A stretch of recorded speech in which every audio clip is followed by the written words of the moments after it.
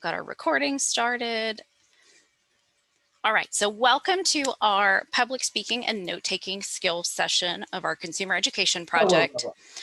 I'm going to be presenting a little bit more geared towards giving reasons tonight than we normally would on this topic, just since that's kind of what we're focused on with this particular project area. I'm also going to ask to beg y'all's pardon. I have a group of critters sitting beside me who are convinced it's supper time and they have missed every meal that's important to them. So you may hear them in the background, okay? So here's our agenda for this evening. Okay, so we're going to go over some basic note-taking styles. We're going to kind of talk about how to set yourself up for success with public speaking skills. We're going to do sort of a brief intro to giving reasons. We're going to talk a little bit about the structure, how to go through them, some of the vocabulary you can use to compare the products. And then we'll also show you guys a reasons template. And then we'll actually do a practice so y'all can kind of practice taking notes. It will be with a scenario that we've already used. So that way you can kind of think about some of the factors that went into our reasons discussion last time. And then we'll have David and maybe Brady help to provide an example of a good set of reasons for us. Okay.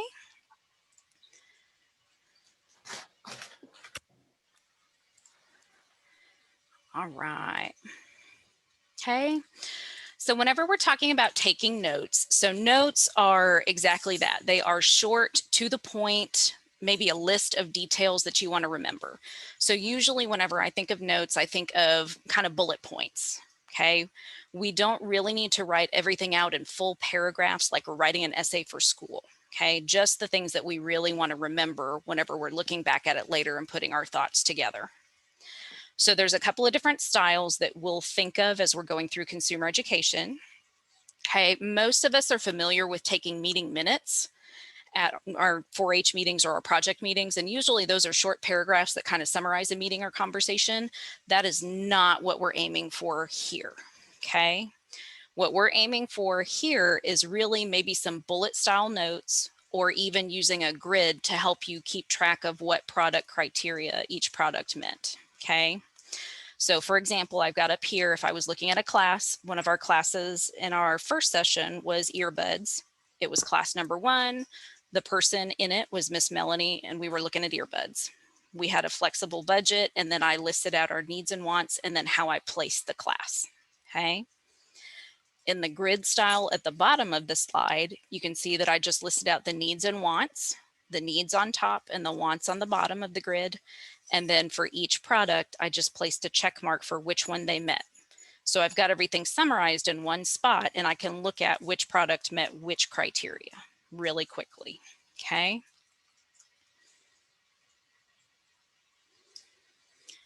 So whenever we are taking notes for preparing for our reasons later on, okay, we are going to want to write down the key facts that you need to remember or want to remember. Okay, so that could be the names of the people. It could be the category that it is, if there was a hard or soft budget, or if there were any wants and needs for the products. Okay, again, we're going to focus on notes, not the full sentences. And then you want to make sure that while you're taking notes, you're kind of organizing them in a logical manner. So when you read them later, they still make sense. You can still understand them and they're still legible. Okay. And then I usually recommend that you use that grid style to help you take notes, to put your reasons together. And then you can use a couple of other additional handwritten notes. That way you're not sitting there writing out the long sentences or writing for your entire scenario reading time. Okay. Another tip would be to use shorthand. So shorthand is sort of an abbreviation system that shortens words and makes it a little bit easier to take notes. You can develop your own note-taking style or your own shorthand, or there's a formal shorthand system, okay? The ones that I recommend that y'all start out with are using the term B/C, which stands for because. Some people just write BC, and that's fine too. And then 1/2, for example, if you're placing product 1 over 2. And then an example of a sentence would be at the bottom of the slide where it says 1 over 2 because 1 had, and then that kind of shows that whenever I go back to review my notes, I placed 1 over 2 because, and then you can write out the criteria after that, okay? The biggest key to taking notes as you're going through your scenarios at the contest is really going to be making sure that you're using the same pattern on each class that you judge. That's going to help you keep track of if you've been through that scenario, if you've written down the criteria and things like that. Okay. So again, it's going to be very obvious, particularly for the scenarios that you're going to be given reasons over. So they should announce it at the orientation for the contest. So you'll know which product categories to look out for. And then it should say reasons, usually in red, at the contest next to the scenario in some way, shape, or form. Okay. So what I typically recommend that y'all start out with, y'all do not have to follow this. Okay. This is just the example of what I would use. I would write down the class number, the names of anyone who's named in there. So for example, our last week's scenario, I think, had Amanda and I can't remember the other gentleman's name, but Amanda and her friend were looking for backpacks. Okay. The category would have been backpacks. And then I'd need to take a couple of notes on what I wanted to remember. I'd use the grid. And then at the bottom, I would place my category.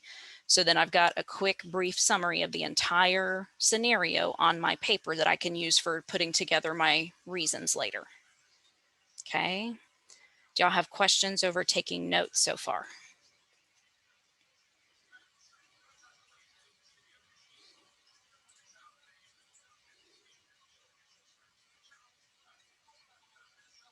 Okay. Okay. So just to get a gauge as we go into kind of public speaking skills, I want y'all to take a couple of minutes and use the annotation feature, put a check mark, put your name, whatever. But how many of y'all are nervous to speak in front of someone? You'll put a check mark under yes, definitely. If you absolutely are afraid of speaking in front of someone, it really scares you. No, not nervous is for if you're not nervous, you're okay with it. And then maybe it'd be your I'm not sure area.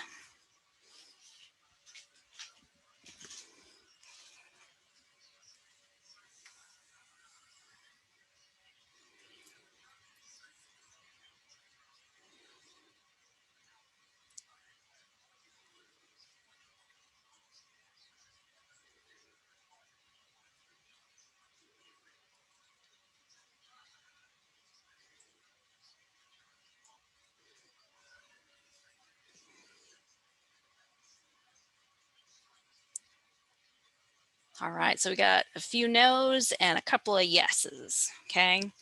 So this is not uncommon, okay? Most people would actually say that they would rather die than speak in front of someone. And that to me seems a little bit silly. And I say that as someone who also definitely gets nervous in front of people, okay? Let's see.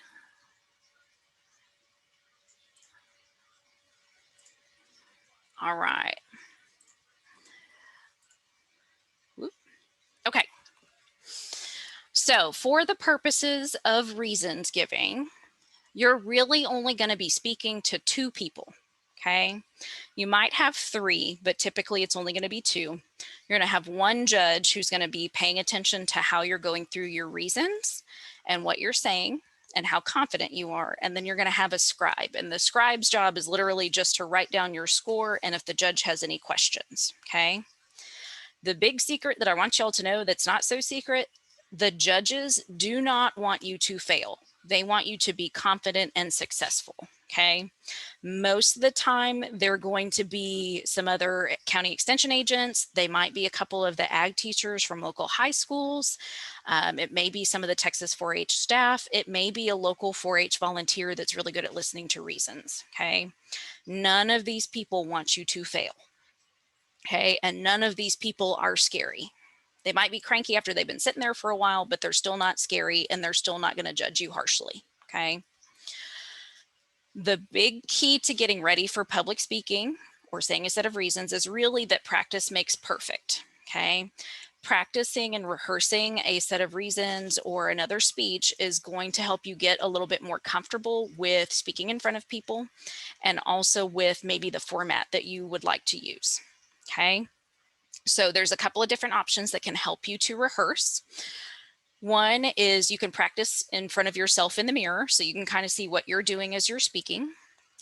One of my favorite options is to have somebody record yourself speaking, or you do it on your own with your cell phone, whatever works for you, because you are not going to be as shy when it's just you in front of a recording device, and you are going to give your speech or set of reasons the way that you would if you were speaking in front of someone. And you're a little bit more able to see if you've got any hand gestures that distract as you're talking through things, if you've got anything that kind of distracts from your presentation. Okay. You can always grab an adult leader and practice in front of them, grab a volunteer, grab one of your friends. Okay. Some people have had really good success with using multicolored pens and highlighters as they're kind of creating their reasons, outlines, and things, so they can associate the colors in their mind as they're speaking with what they've written down on paper. You can also use index cards and make your notes, and then train yourself not to look at them, and that'll be key later on. Okay. The big thing to remember is as you're speaking, your energy and enthusiasm are contagious, kind of just like if you were sitting in a presentation similar to this. A lot of y'all have probably had some virtual presentations where someone maybe has a monotone and just keeps talking on and on and on. Is that really fun to listen to? What do y'all think?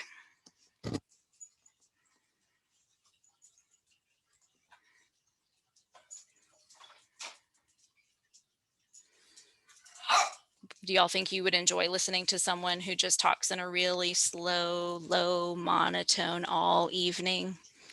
Or would y'all rather have someone who has a little bit more energy and is interacting with y'all? Yeah, David says no.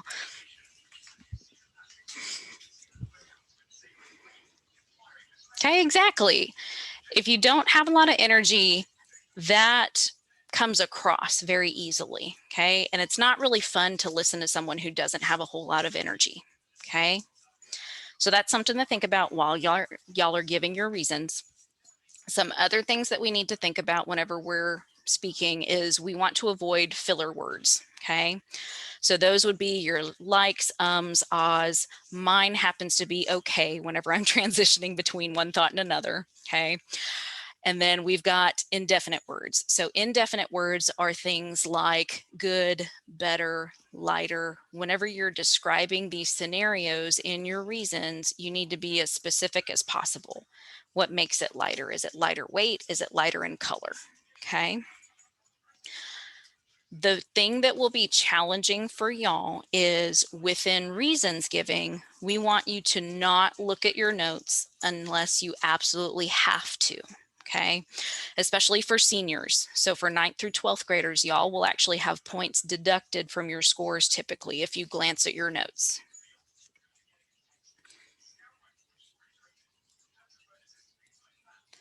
So when you get to reasons, you're going to be in a variety of different locations. Okay, so typically you're going to be guided into your area. You're going to be given about 20 minutes to prepare your set of reasons and rehearse.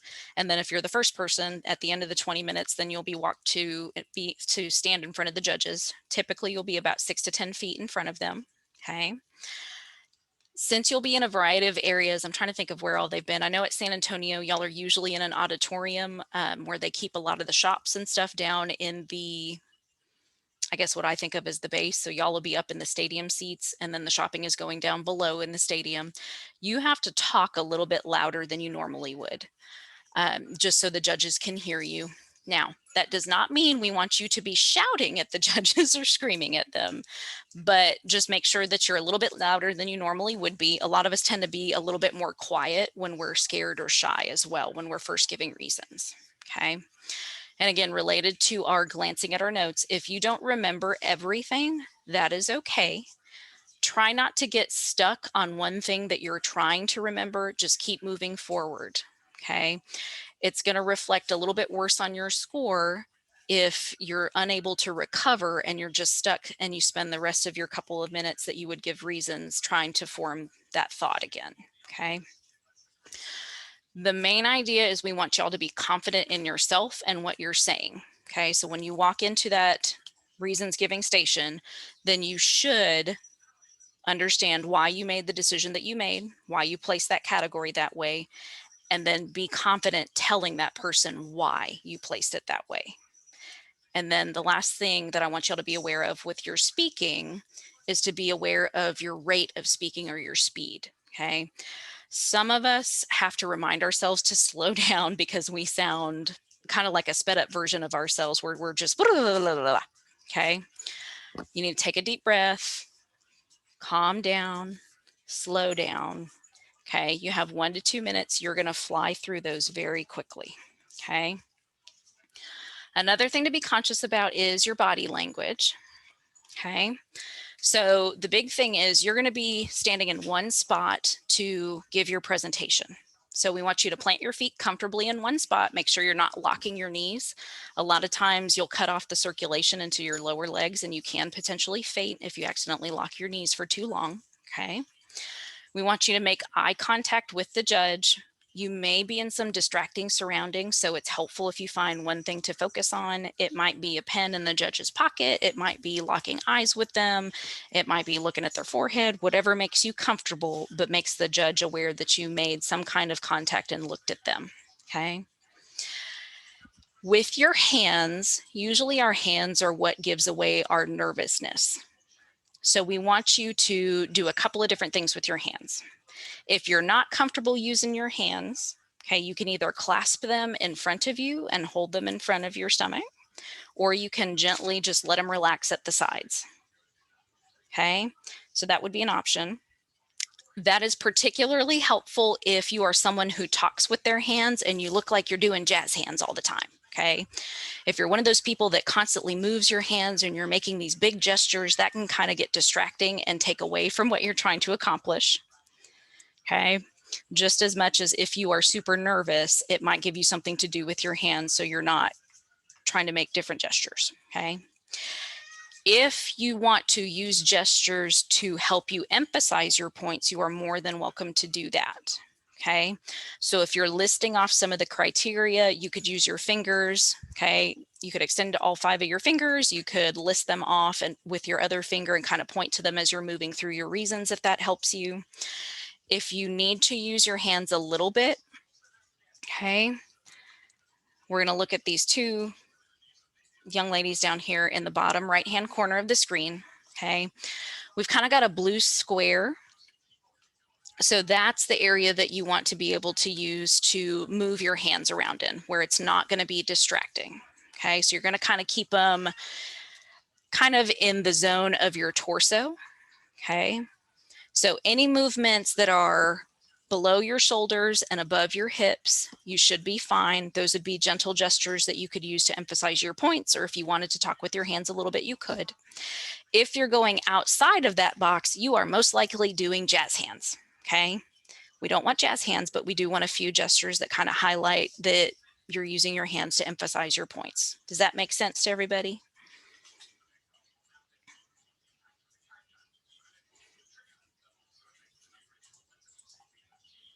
Okay.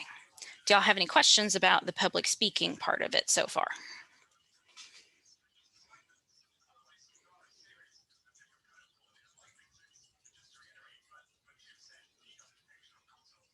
All right.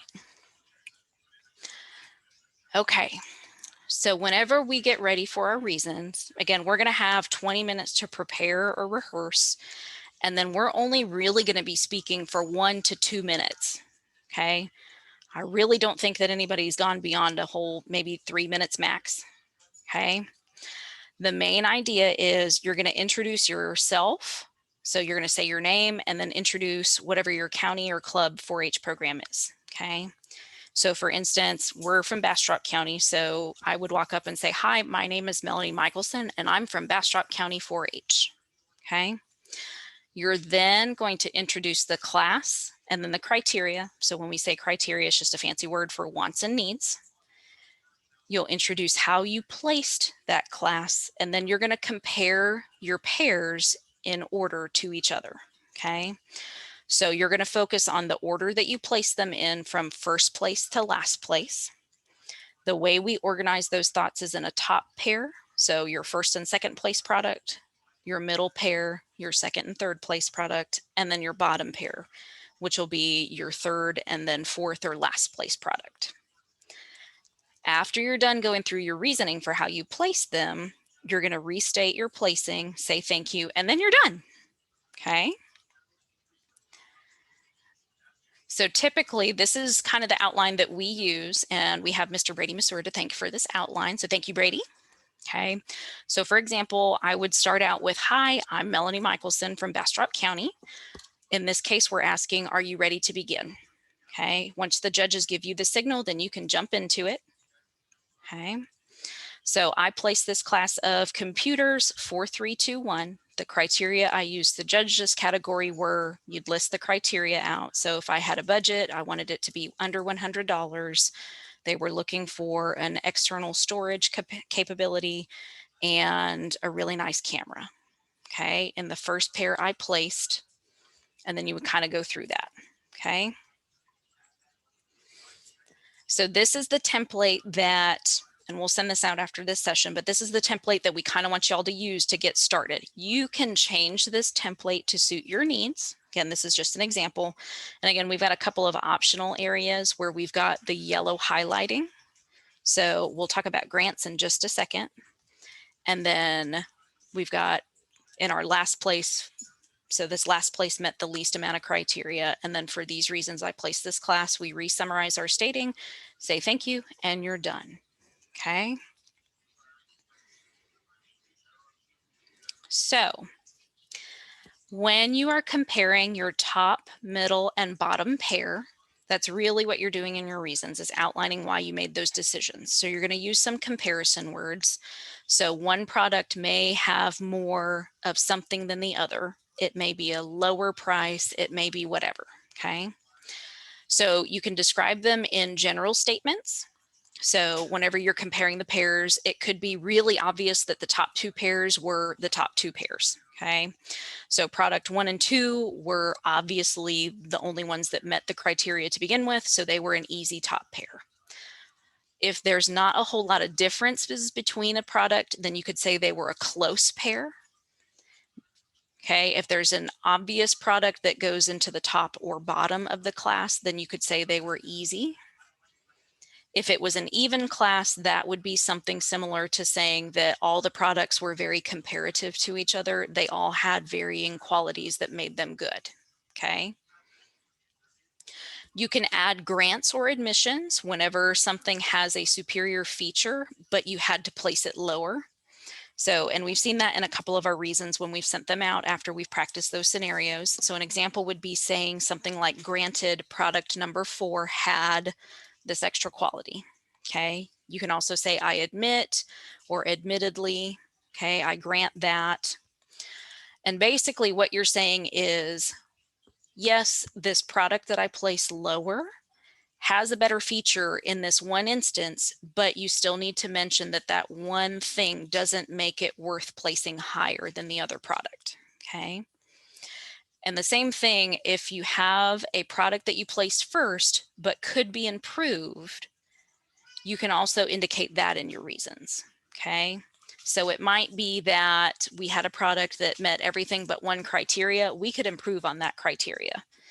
So even though I placed this product first, it could still be improved by. And then compared to the second place product, here's how it places. Does that make sense so far?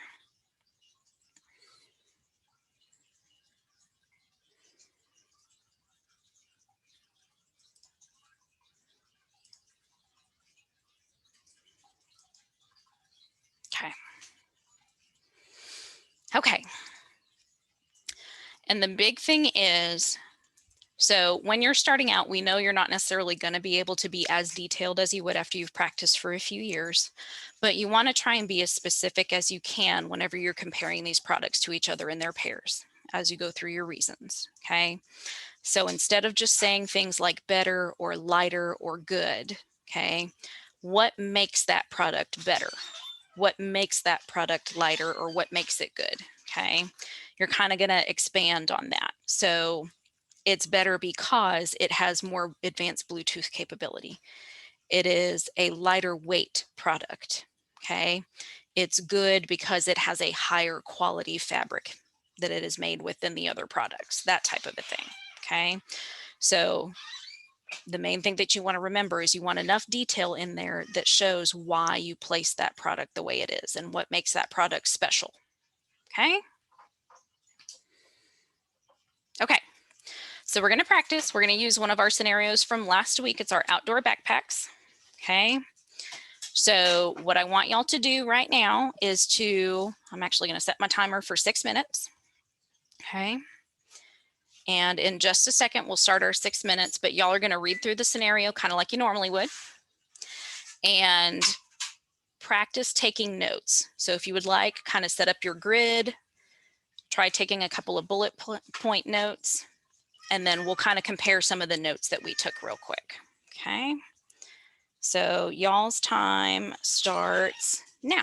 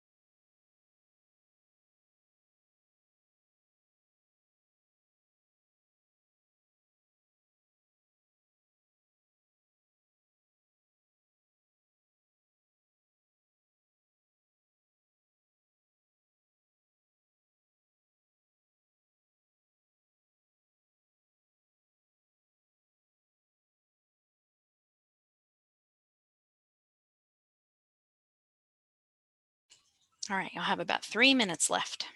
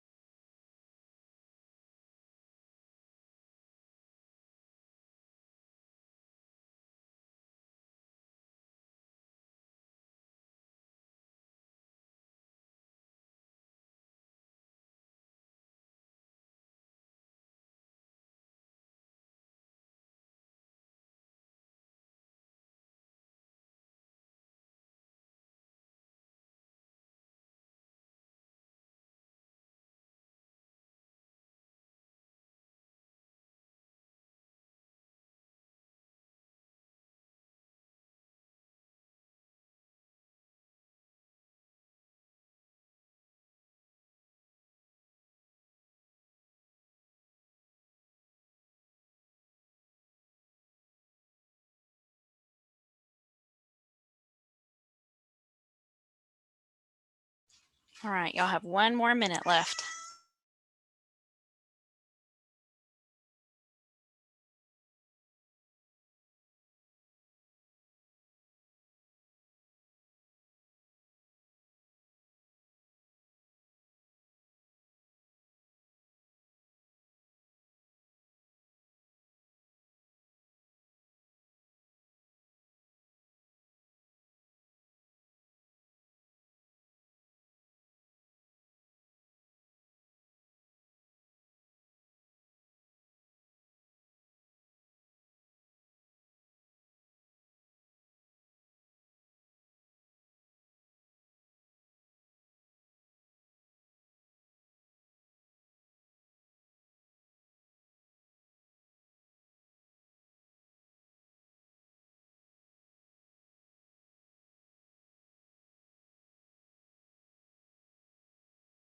All right, our time is up.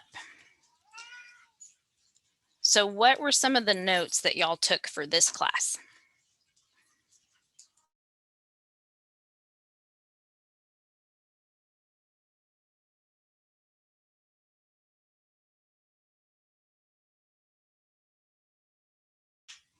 Y'all can either share in the chat box or y'all can unmute yourself and share as well. What were some of the notes that y'all took?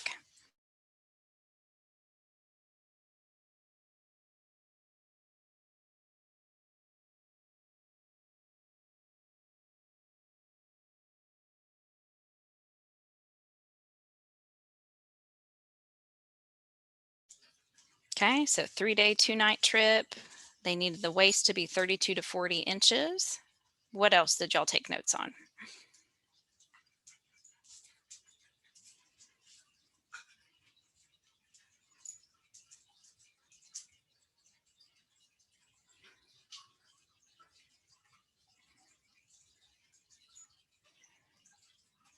Okay, needed to be lightweight, lots of room, less than $200. Good so far.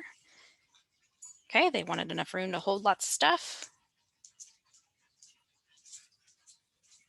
What else did y'all notice?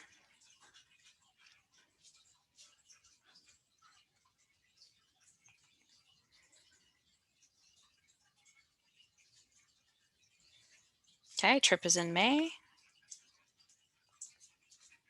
Okay, the masseurs noted the exact amounts. Good job so far.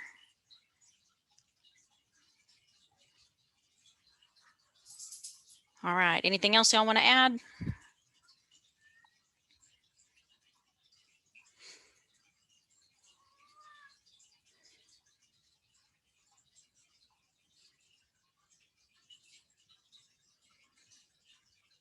All right, so pretty good.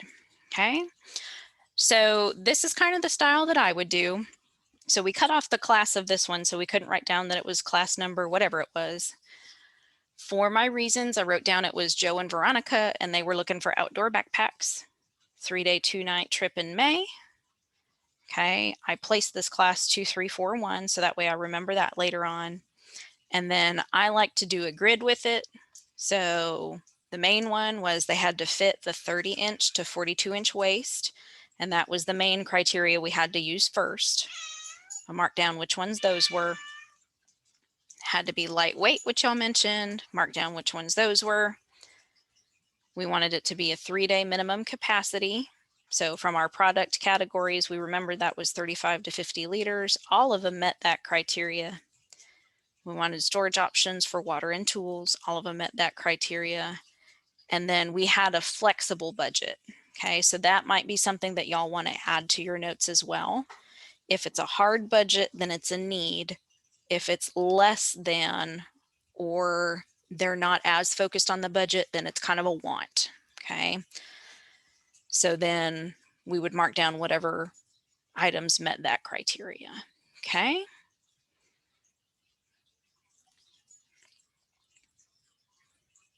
Okay, so I kind of pre-picked on David and Brady. Brady, I don't think I saw your answer. Did you want to try and give reasons for this one?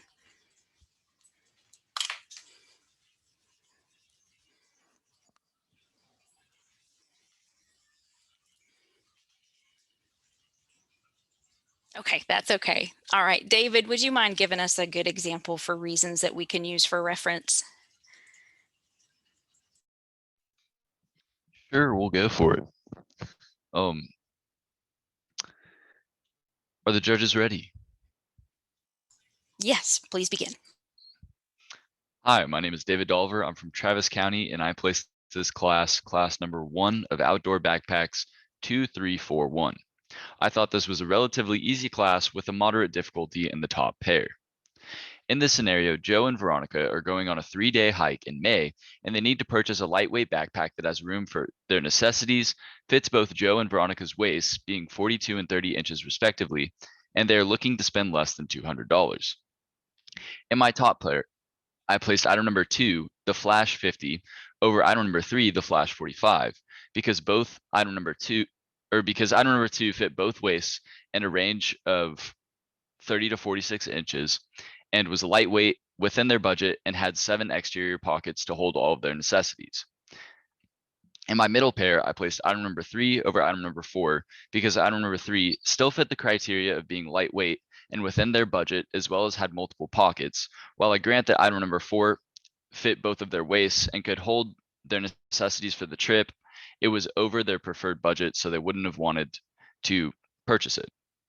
And finally, in my bottom pair, I placed item number 4 over item number 3 because item number 3 was, and this is where I lost my notes. It was unable to fit both Joe and Veronica's waist, so they would not have been able to both wear the backpack for the entirety of the trip. Therefore, that is why I placed this class number 1 of outdoor backpacks 2341. Thank you. Thanks, David. All right, so that's all I have prepared, and thank you, David, for volunteering to do that. Do y'all have any questions about how the notes relate to reasons or any tips on getting started for it right now? Or questions in general?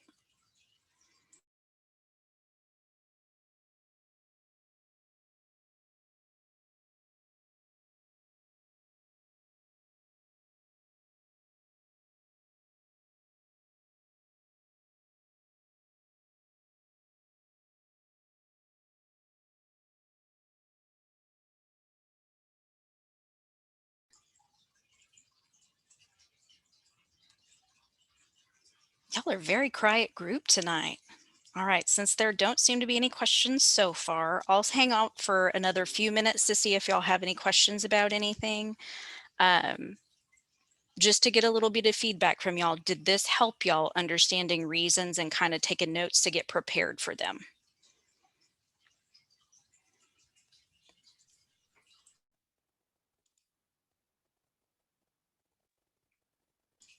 All right, good deal. Okay, so we'll hang out for a few more minutes just in case y'all have any questions. If you don't, have a wonderful evening and we'll see y'all next Tuesday for our next session, okay?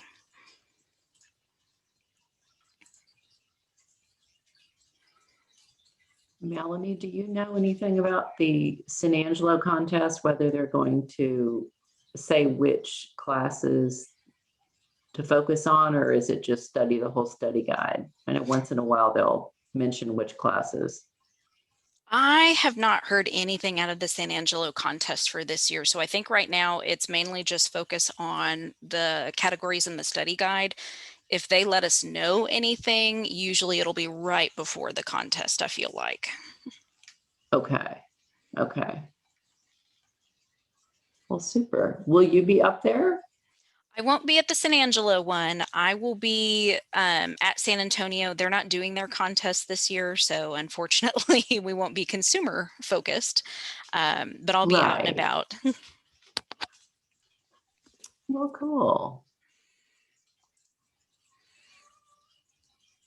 Yep, I'm excited. So, but I will see you. I assume David's going to the district contest this year, so. Right. And when is the district consumer one? I don't know that I've seen that. So it should be in April. I want to say it's April 27th off the top of my head, but I might be wrong. Okay, I'll have to dig back through and see. But yeah, we'll definitely be there. And I think I think Taylor Schmidt talked David into doing Wildlife Challenge at San Angelo on Saturday. Since there's no San Antonio to go to, I think they're going to do that. So do Friday consumer and then Saturday wildlife. Oh, good. They'll have fun with that. It should be fun. It's been a couple of years since David did wildlife, or maybe even 3 years since he and Martha did it with Taylor. And